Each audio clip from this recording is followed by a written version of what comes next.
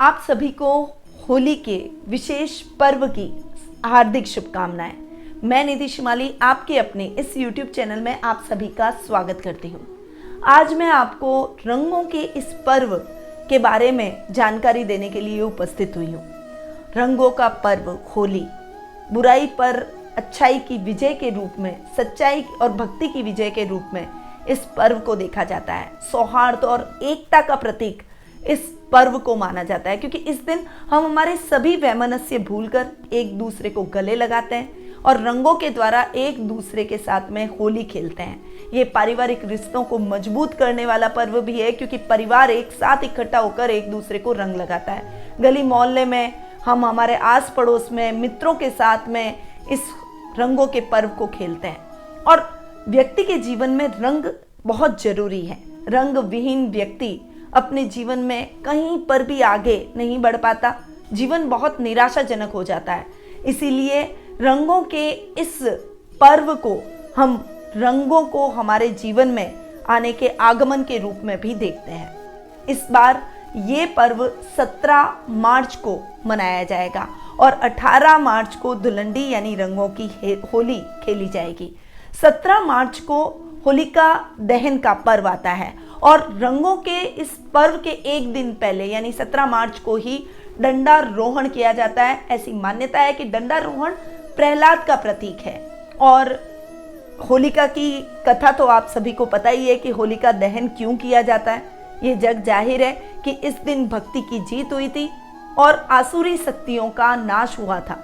इस पर्व को हम इसलिए भी मनाते हैं कि इस दिन हम हमारे सभी विकारों को होलिका की अग्नि में दहन कर दें और हमारी अच्छाइयों को आत्मसात करते हुए हमारे जीवन में आगे बढ़ें।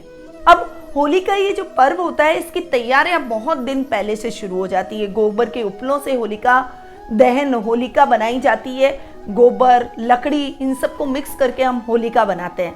साथ ही इस दिन डंडारोहण भी होलिका के बीच में किया जाता है। वो प्रहलाद का प्रतीक माना जाता है।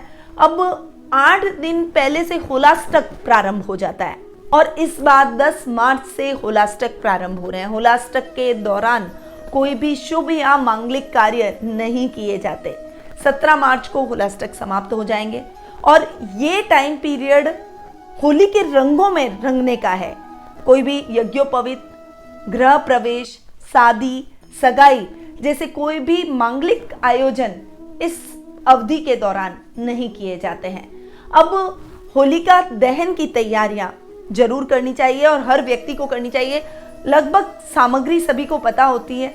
कुंकू, रौली, मौली, चावल, इसके अलावा कच्चा सूत और नारियल आपको जरूर होलिका दहन के दिन अपने पूजा की थाली के अंदर रखना चाहिए। ये कच्चा सूत जब भी आप होलिका दहन के लिए जाएं तो होलिका जलाने से पहले पहले उस कच्चे सूत को होलिका के चारों तरफ आपको बांधना है।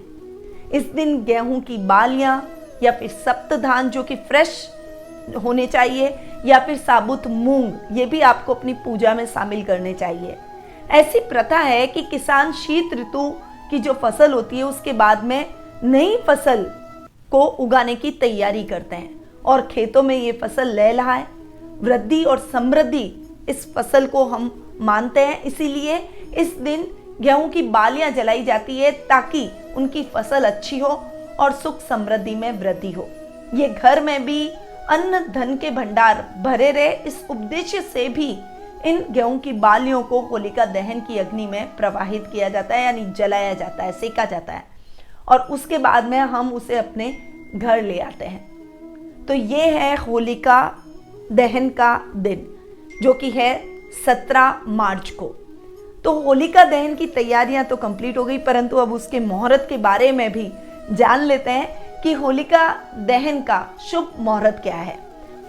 17 मार्च को फाल्गुन मास की पूर्णिमा 1:30 से प्रारंभ होगी और 18 मार्च 12:48 पर समाप्त हो जाएगी।